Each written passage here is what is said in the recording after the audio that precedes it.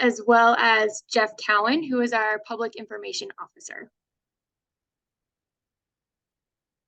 Just to set a few ground rules before we get into it, if you haven't participated in one of our webinars or a Zoom webinar before, you'll notice that everyone is muted. You can submit a question throughout the presentation at any time through the Q&A box at the bottom of your screen, or potentially the top, depending on your configuration.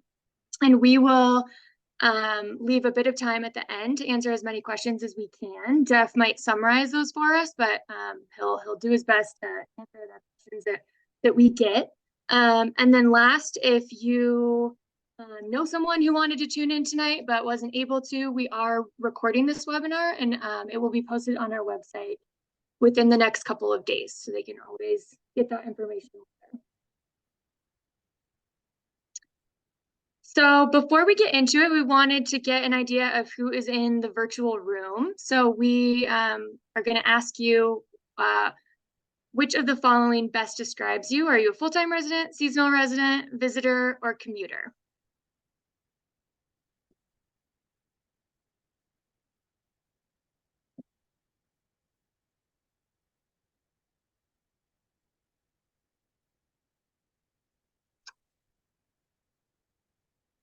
Awesome. Looks like the majority, 76%, 3/4 are full-time residents. That's awesome.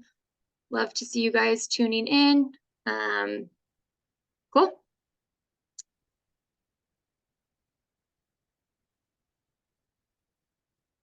And then we will go to the next poll, trying to get an idea of where folks on the call live. So we'll launch our second poll.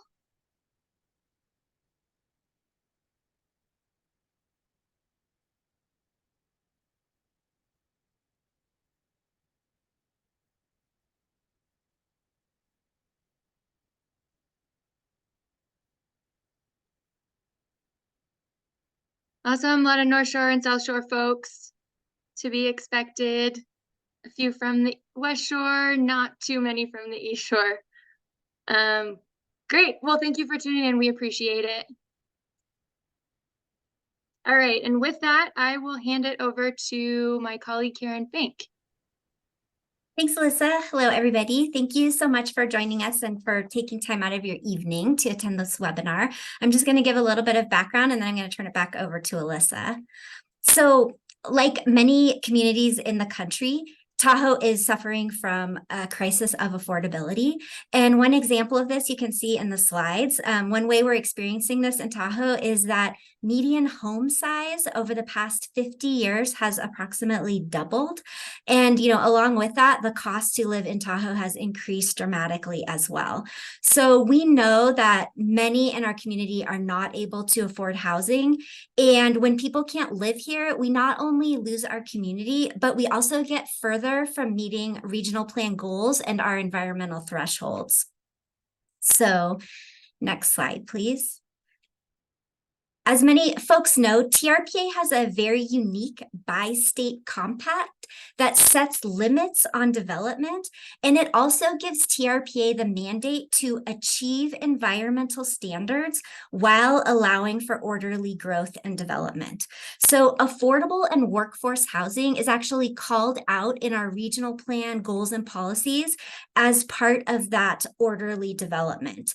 And how we plan for that development, where that development goes, that helps us get closer to meeting our environmental thresholds and goals of the regional plan. So through these amendments that you're going to hear more about in a few moments, TRPA is really looking at our role in the housing crisis and how we can reshape our policies to do things like getting our development closer to centers where people can walk to work, getting higher density along our transit corridors to help us achieve transportation goals, getting stormwater treatment along with new housing to help us meet our water quality standards, and getting a diversity of housing types, including smaller housing types that are inherently more affordable.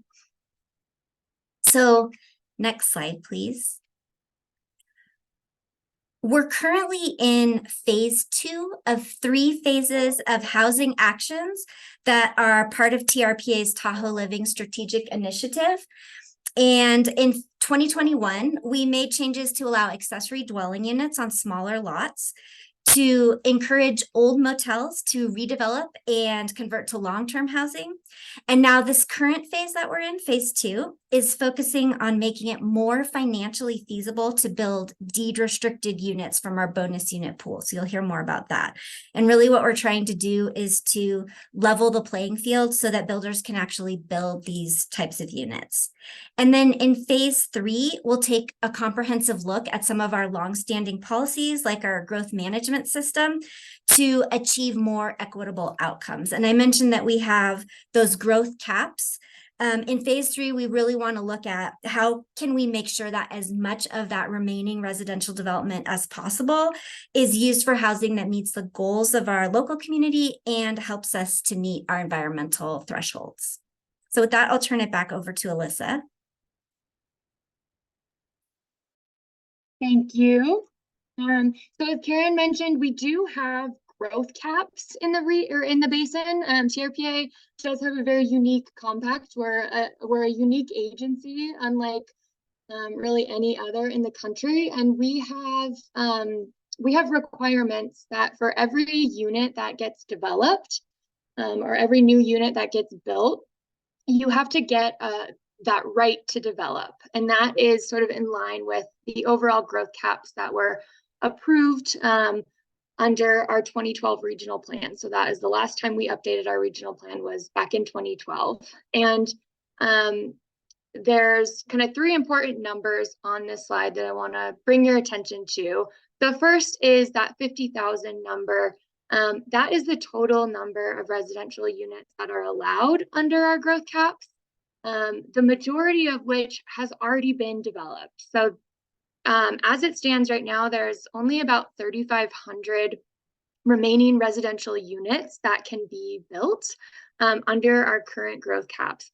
And about a quarter of this 3,500 number, those are reserved for what we call bonus units. And bonus units are units that TRPA gives out to people who are building what we call deed restricted housing. So deed restricted, it means that it is deed restricted to be either income based or have a local worker requirement, and I'll get into that in a couple slides. But the bonus units are really focused on going to housing for our lower income folks or our local workers.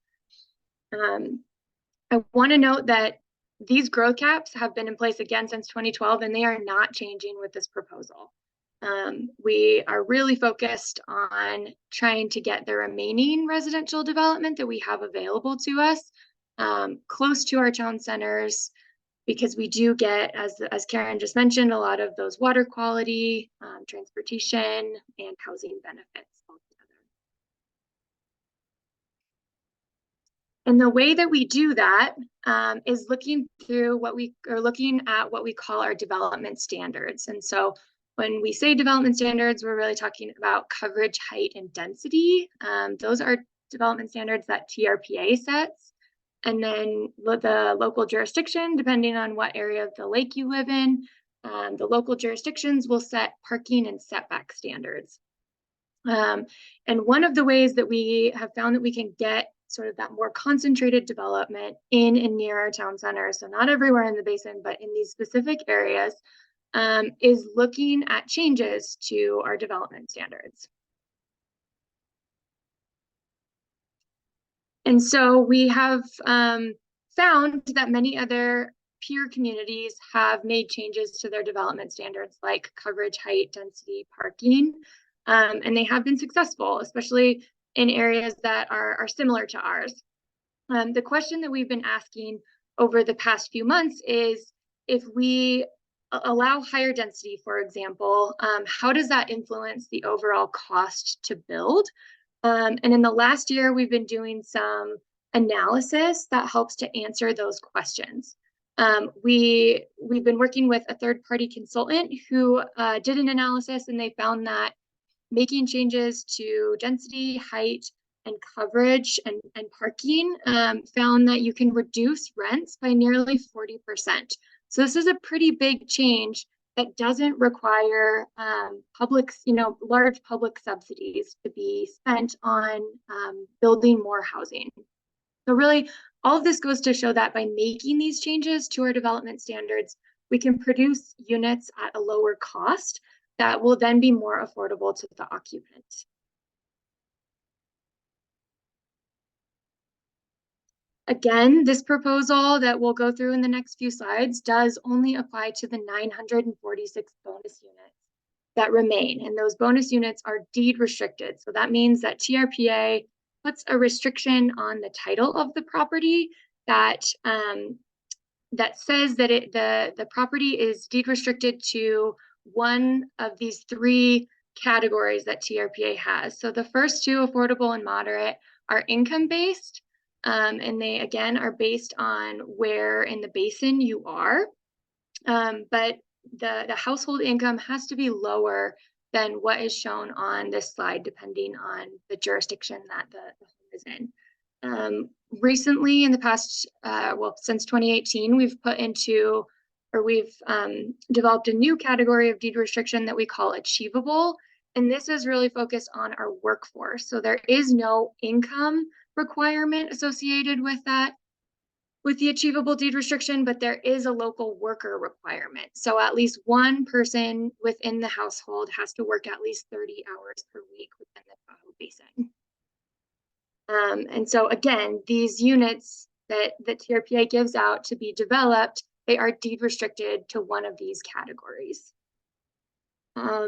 We also have heard some concern about our enforcement and compliance of our deed restrictions.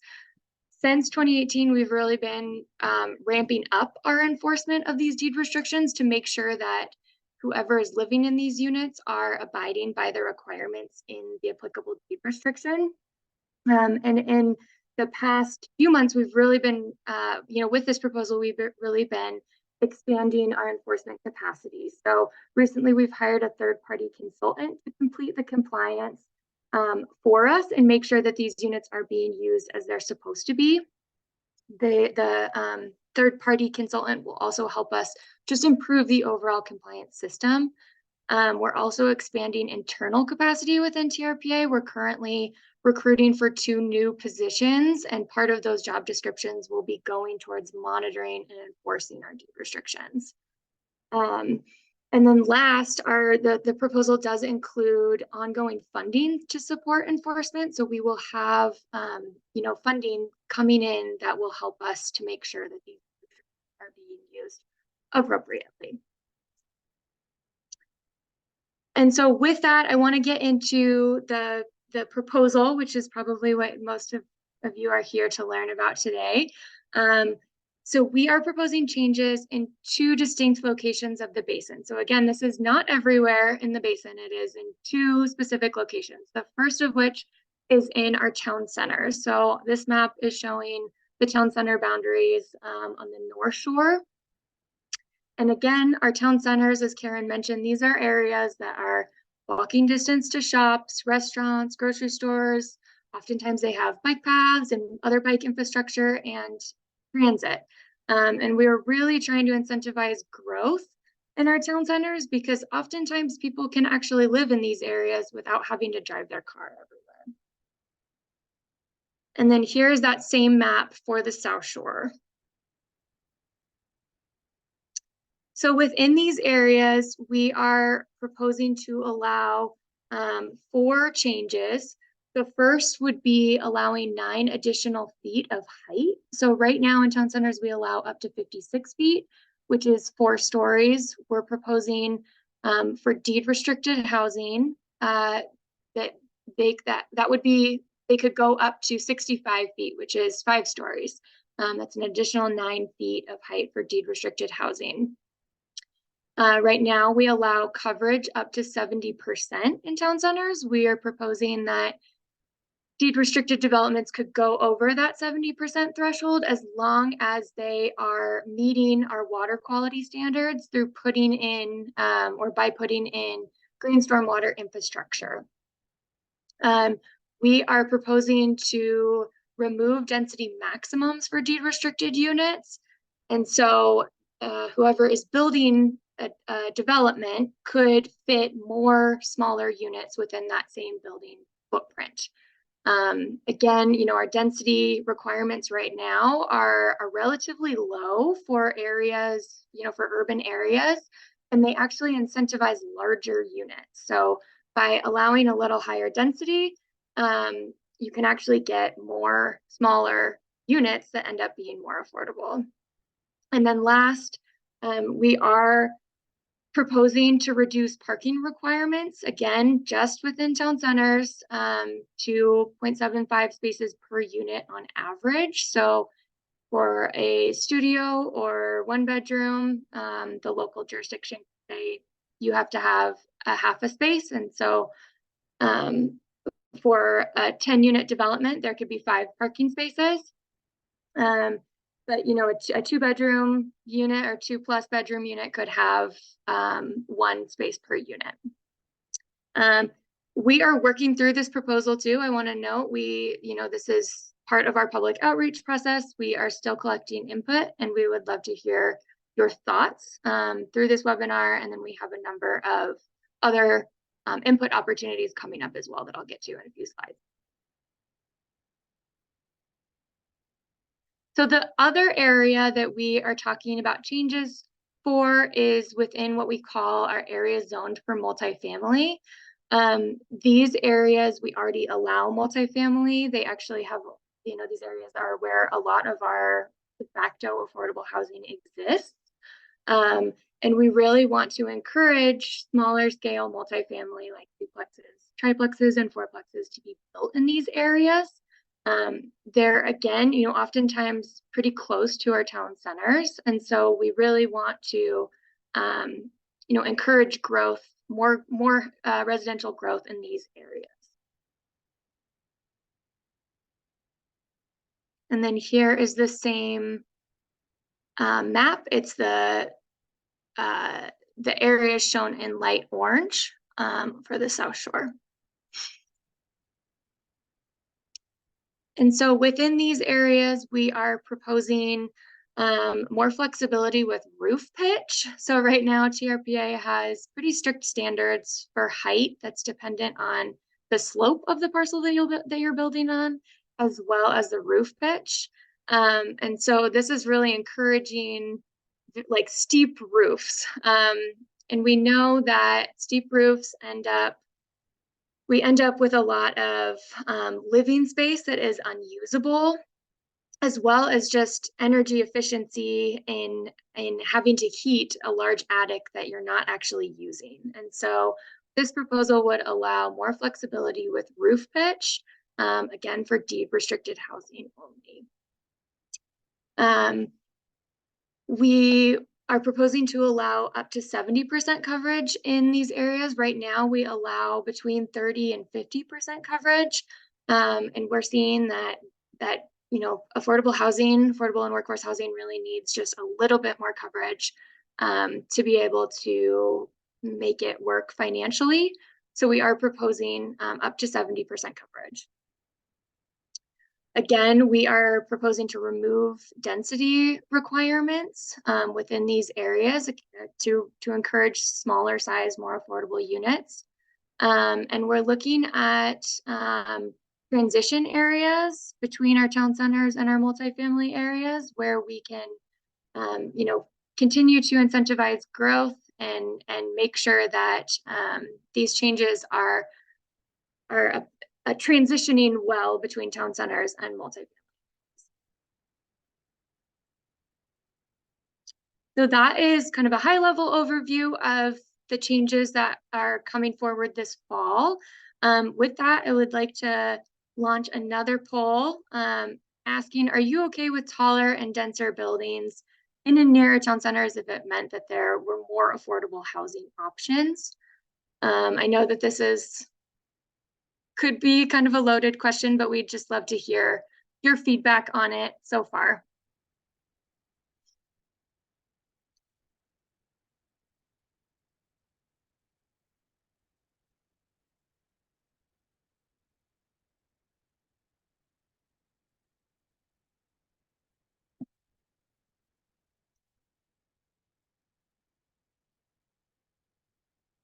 Awesome. Okay, I'm seeing the responses coming in a little slower. So, yeah, there's quite a few yeses, which is great to see. There's a lot of no's, and a few maybes as well. I'm gonna end the poll there. And I do want to note that for those of you who said yes, no, or maybe, we are going to be launching a sort of more in-depth survey this coming Thursday. And we'd love to get your input, especially for the folks who said no or maybe, on what what your specific concerns are, as well as some other solutions that you would like to see. If you don't want to see this proposal go forward specifically, are there other options that you would rather see to get us to fill that gap of building affordable and workforce housing?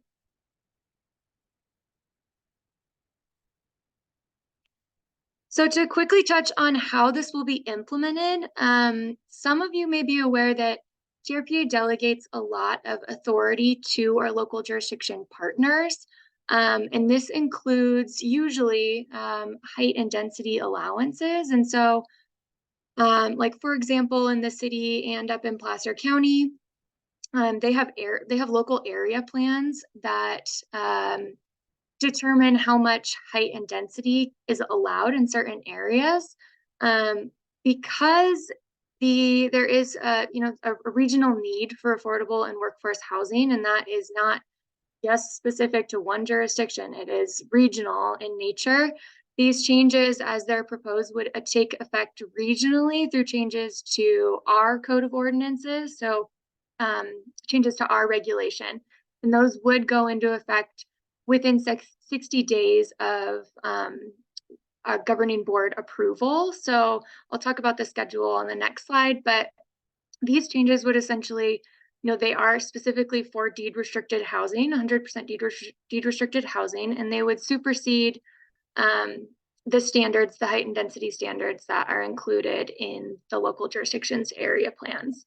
The local jurisdictions do have an option to opt out of this proposal, but they would have to show that any changes to these standards would still allow affordable and workforce housing to be financially viable. So if they're providing a different type of direct subsidy to build these units, then we would take that into account. But really, we are trying to make it financially viable for people to build deed restricted units, because right now it's not, and we're not getting any housing that we need.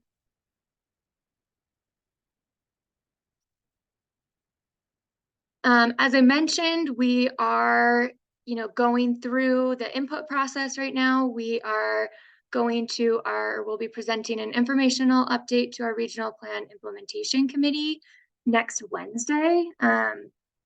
When we're taking comments, our committee will be hearing comments at that meeting. The information for that meeting will be on our website tomorrow. We will be continuing public briefings with local groups, committees, and boards throughout the fall. We've been doing quite a bit of outreach this summer, both on the North Shore to various groups and boards. And we plan to continue that throughout the fall. We are planning to go to our advisory planning commission and back to our regional plan implementation committee for recommendation of approval in November. And then finally, we are targeting our December governing board meeting for consideration of this proposal. So that is a quick highlight of our next steps for this proposal. And as I mentioned before, all of these meetings are public, and we encourage input and comments at these meetings.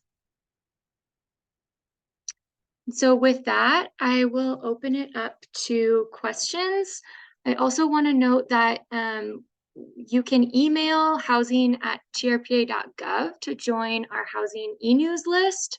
And we will be sending a link to that survey that I mentioned on Thursday to anyone who is on that list. So we're happy to get you on that list, and maybe Jeff can put that, or Jeff or Karen can put that email in the chat so everyone can see it.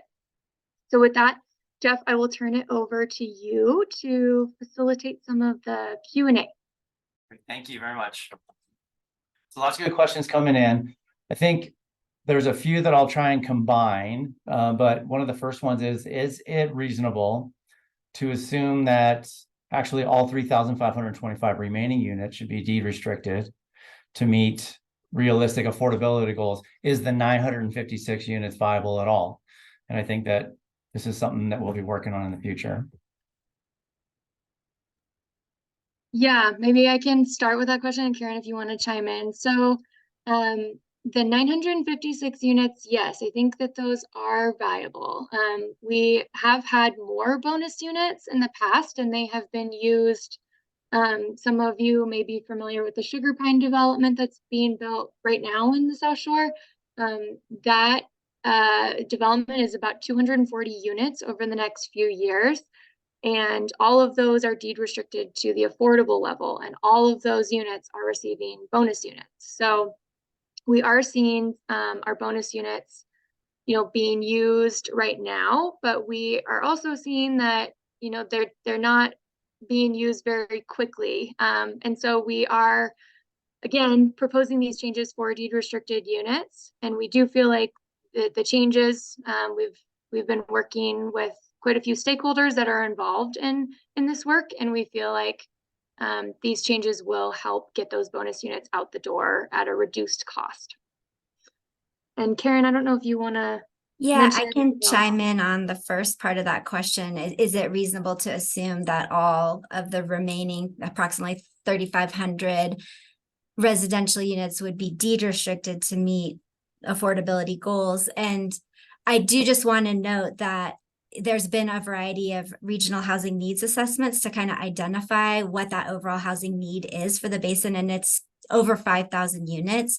So there's got to be like a variety of solutions to get us to help to meet that need. We're not going to be able to provide it all by like new construction. And, it's probably not, in phase 3, that's where we really want to look at, how do we we're probably not going to get all 3,500 of those units to become deed restricted units, but how do we just achieve a better balance? Looking at, lots of places that have been successful, they really do end up kind of leveraging some of their, more luxury units or short-term rentals to also get workforce housing, almost at sort of a 50-50 ratio. So in our phase 3, that's what we're really going to be looking at, is sort of our all of the, homes that are coming in, and also tourist units. I saw a question about tourist units. Like, are we correctly capturing their impacts with relation to equity, workforce housing needs, environmental goals, some of the new threats to the region with climate goals? Like, are we adequately capturing those impacts? And so that's what we'll be looking at in phase 3. So probably not all 3,500, but hopefully some of them will be able to shift. Okay, to achieve the 70+% coverage, does the difference between existing or base allowable and 70% still have to be transferred into the site? It's kind of a technical question. Yeah. So for those of you who aren't coverage gurus on the call, right now we allow, it depends on the area, but in town centers, if we allow up to 70% coverage, but you do have to transfer in anything above base allowable coverage. So anything from 30% at the most to 70%, you have to transfer that in. We aren't proposing any changes to that transfer requirement with this. So you would still have to transfer in that coverage even if you're going over 70%. We are, that transfer cost is, has been identified as a challenge. 1, to just find that coverage, and 2, to pay to transfer it in. And so we are looking at, or we will be looking at in phase 3, whether we can, help alleviate some of those concerns. So stay tuned for more updates, but at this point we are not changing, or we're not proposing any changes to our transfer requirements.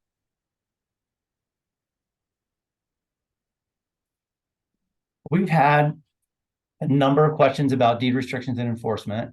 I know you touched on it a little bit, but I think there's a lot of concerns that we could expand a little bit on some of the things that we've written elsewhere on the website and that we've responded to. Yeah, I can start with that. Yeah, I think that's probably one of the number one questions that we've heard. And I do think it's really important. I very much appreciate that that concern is out there. Like if we aren't able to enforce these deed restrictions, all of these proposals that we're bringing forward won't make sense. So we have taken this very seriously. And we've had deed restrictions in place. We started with a few of them back in the late 1990s and the early 2000s, and we've gradually gotten more and more. It wasn't until 2018 that we actually codified an annual compliance and monitoring program and started getting really clear language in our deed restrictions about penalties, submitting annual compliance forms, and just how we're going to do that compliance. So we are now playing a little bit of catch up, and we have definitely learned a lot from those older deed restrictions and have incorporated those lessons learned into our newer language. And as Alyssa mentioned, we are really beefing up our enforcement and compliance capability. We are looking for a permanent funding mechanism so that we have funding to enforce. We're increasing our staff to monitor. We're also increasing our legal capacity to enforce. So this is definitely a high priority for the agency. And as Alyssa also mentioned, we've brought on a very experienced housing consultant with experience on deed restriction management programs across the country. So we're going to be leaning on that person to, help us advise on just how we can continue to improve that monitoring and compliance. Okay. So we do hear a lot, and I have a number of questions about like luxury housing. Like, these are intended to give affordable housing a leg up, but what is being looked at when it comes to the large market for luxury housing, and how do these fit in?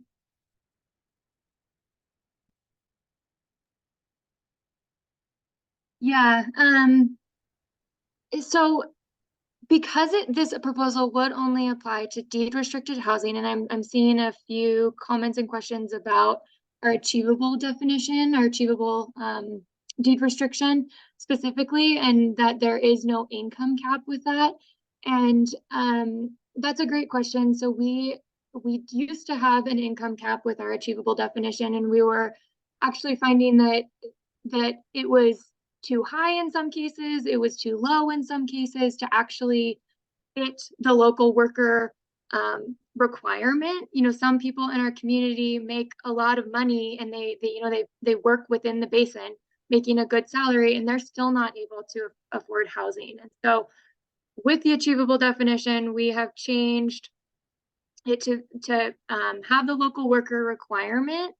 And this, we feel like it's flexible enough to encompass the people that really need it within our community. And we, because these units are deed restricted, the deed restriction has an impact on the amount that you can sell a unit for or rent a unit for, because your pool of buyers or renters is lower than if it didn't have any restrictions on it. And so these units are very unlikely to become luxury units because there's only a certain number of people who can live in them. I don't know, Jeff, does that answer the question? Yeah. If anyone else wants to expand, feel free. I'm not sure if as part of that question, does these set of amendments try to curtail luxury units?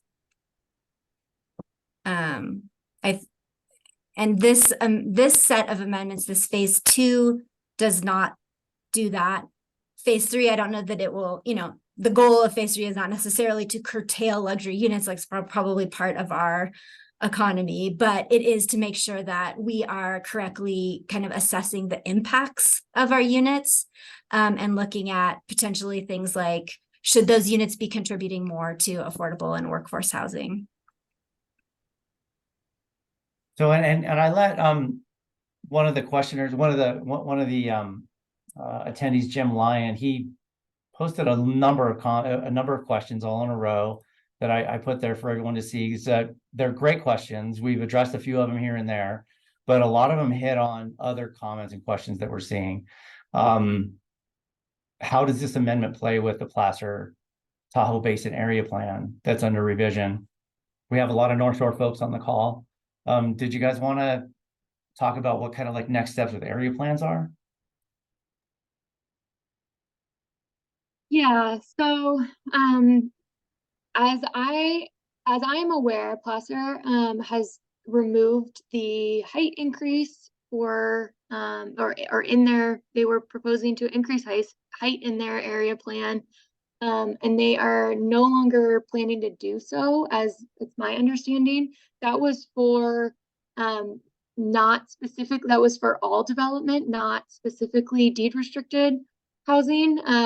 So I won't speak to kind of the next steps with the Placer County area plan amendment, just because I don't want to get it wrong for Placer County staff. But these amendments, again, would, you know, go into effect and supersede the standards in the Placer County, the area plan in Placer County, just for deed restricted housing. So Placer County could then go through another area plan amendment process to change their height or density standards. But as far as I know, they are not planning to increase overall height, through their area planning process that they're going through right now. With increased density, how will fire evacuation be evaluated? I think you touched on this, but did you want to go back over it again? Yeah, so going back to our development caps that we have, the 3,500 number that you saw on one of the slides, that number is not changing, and that number is going to be developed whether we pass these amendments or not. And so increased density is not, that doesn't mean that we're changing the cap. It just means that we're allowing more units on one lot. And these units will also be going, you know, within our town centers, or, you know, very close to our town centers that are oftentimes right on evacuation routes. And so we actually are not anticipating a lot more, you know, issues with evacuation, or there could be increased traffic at certain times. But we're really trying to incentivize these units to be built within areas where walking or biking is an option. Does that answer the question, Jeff? That is going to be close, but I'll keep coming back to some of Jim's. So the difference between achievable rates and market rates, can you explain those again? Where does achievable stop? We're still getting questions about the income cap when it comes to achievable housing. Again, you covered it, and we're going to be covering it in future presentations. But it is a question we get a lot, and I think maybe it's just kind of the scenario that people have is that someone who makes, you know, $500,000 a year is going to be able to move in to an achievable deed restricted unit. And there's just a lot of reasons that this is still in there. Yeah. Yeah. So again, our achievable requirement is that at least one person in the household works at least 30 hours per week within the basin. And so someone making a high salary who is working in the basin would qualify for this type of housing. You know, again, there are I think it's unlikely that someone who is making a very high salary will want to live in deed restricted multifamily housing. We do require that it is your primary residence in addition to the local worker requirement. So it can't be your second home. And so we need to have enough flexibility to allow people who, do potentially have a high salary in the basin and, are working for a local organization or agency or company, to live in these housing units. But we do think it's relatively unlikely that someone who has a really high salary, is going to make a deed restricted multifamily home their primary residence. Yeah, and just to clarify, the boundary is actually the Tahoe region plus the Truckee Unified School District region to align with Placer County's. They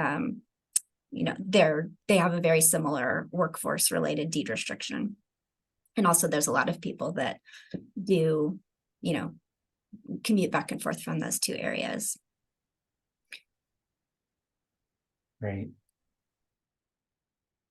We're getting a few questions on environmental analysis, basin capacity, things like that. I think I can take some of this after you guys, but just basically, what is the environmental analysis process for these amendments? Do you want me to take that, Alyssa? So any amendment that we do has to undergo environmental analysis, and the depth of the changes, the potential for them to have environmental impacts dictates what level of environmental analysis it is. And for the most part, these changes, are confined to bonus units.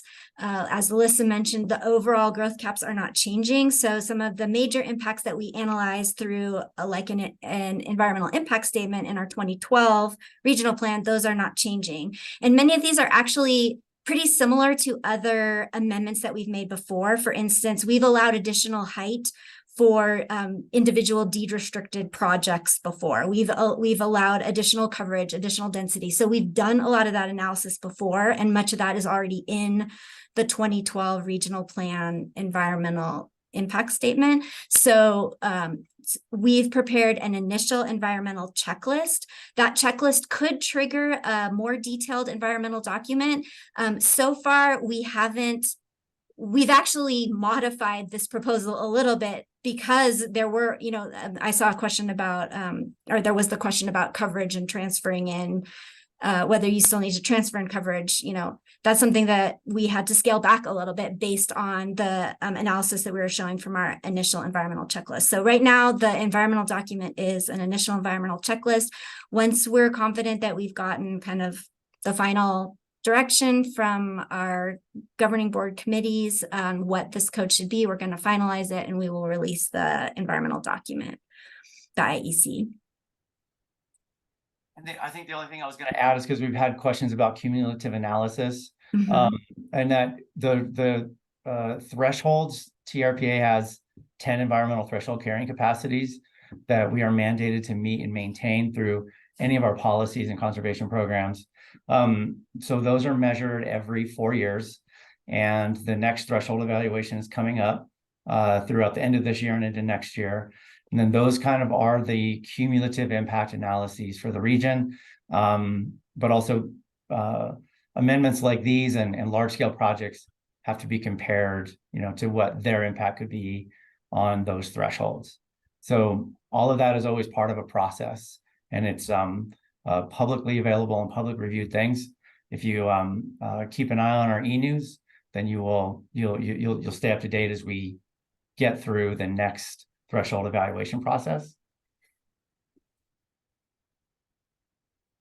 I'm not hearing any mention of development of smaller lots like the ones available in many South Shore neighborhoods. Multifamily in these areas, like a 3 or 4 unit building, can address the missing middle problem.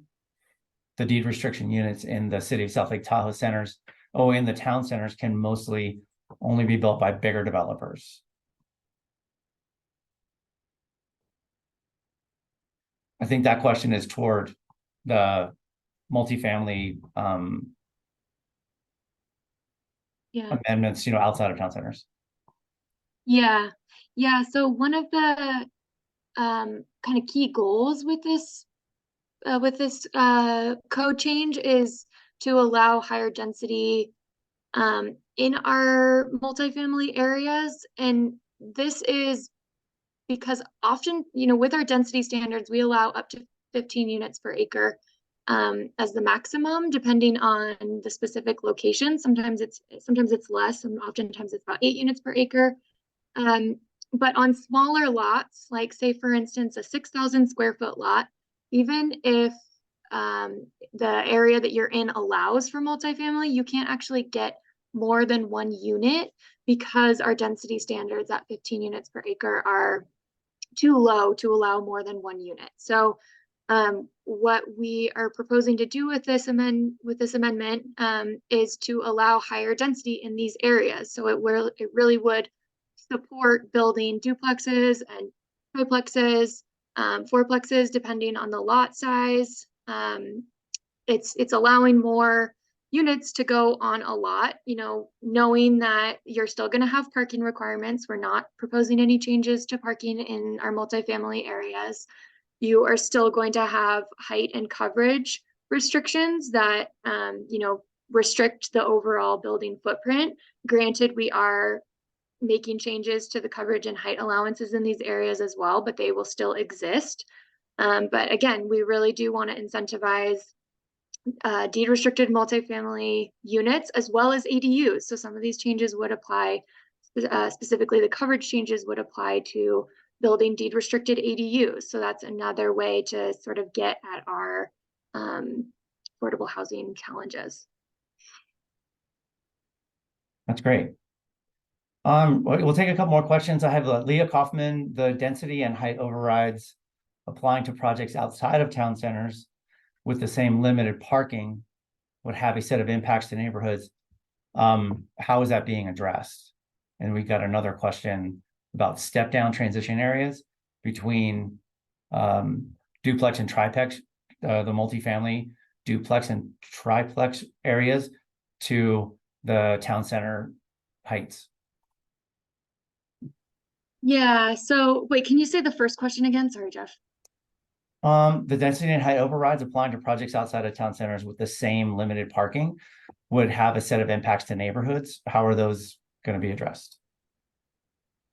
Yeah, so we're not proposing any changes to parking standards in outside of town centers. So the reduction in parking is again just for deed restricted units within our town centers. So we don't anticipate that there will be an impact to multifamily areas with regards to parking because we're not making any changes to parking standards. And the local jurisdictions they set their parking standards, so they're a little different in each jurisdiction, but they're usually between 1.5 spaces per unit to about 2.5 spaces per unit, depending on where you are. And I guess I didn't really cover this very much in the presentation, but high parking requirements do eat up a lot of the land that's available. And so it's extremely expensive to provide parking. So with this, we're looking at ways where we can decrease the costs. And there's a lot of different ways to do it. But this is one of them. And another question from Leo was about transition zones from different height areas, town center to the multifamily areas. Yeah, so a somewhat new part of our proposal is looking at transition areas. So these would be parcels that are directly adjacent and contiguous to our town center boundaries right now. So just kind of like the one parcel on the outskirts of our town centers. We are considering increased height for those parcels to create sort of a transition between the higher height that we allow right now in town centers and the lower height that we allow in multifamily areas, looking at whether there are opportunities on kind of these adjacent parcels to allow a height in between those two areas. Yeah, and only in the areas that are zoned multifamily. I mean, like adjacent to town centers. There's some town centers that are adjacent to areas that aren't zoned multifamily, and we aren't talking about transitions for those areas.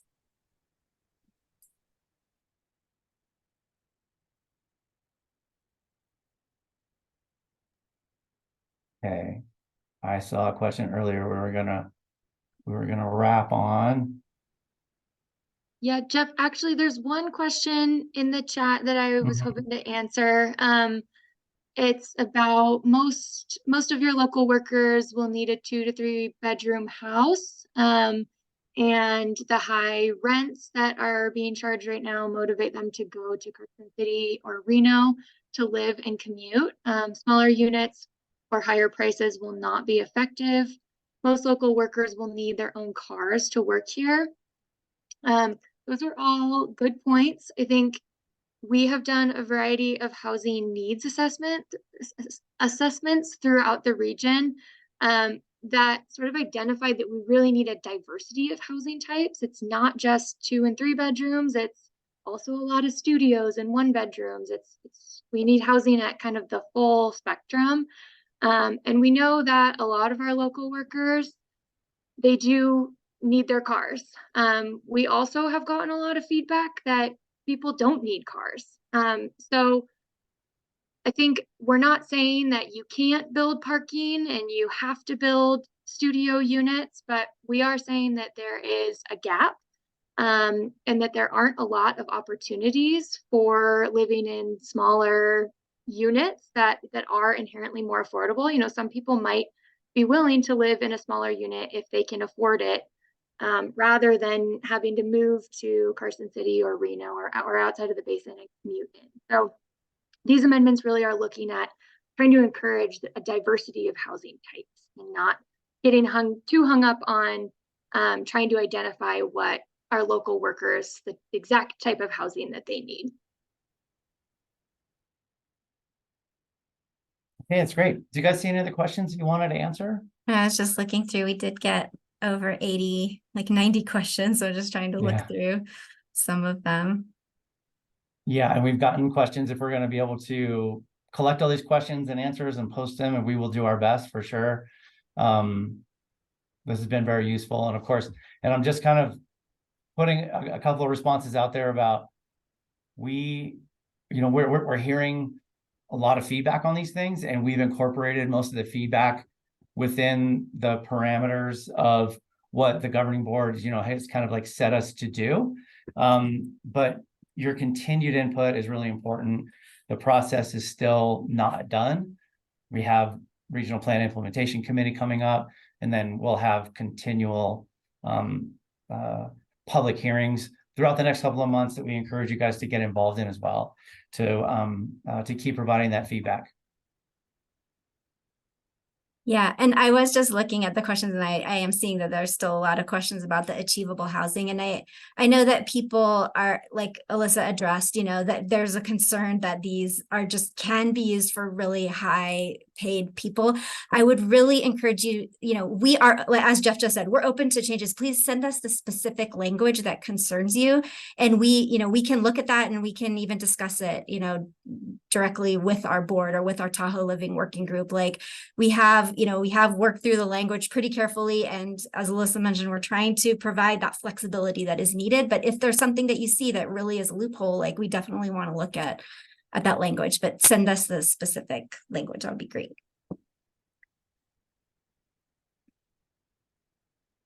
All right. Well, so I think that we'll go ahead and end it now. And we'll thank you very, very, very much for coming and attending tonight. And we look forward to seeing you at future meetings and presentations. Thank you. Thank you.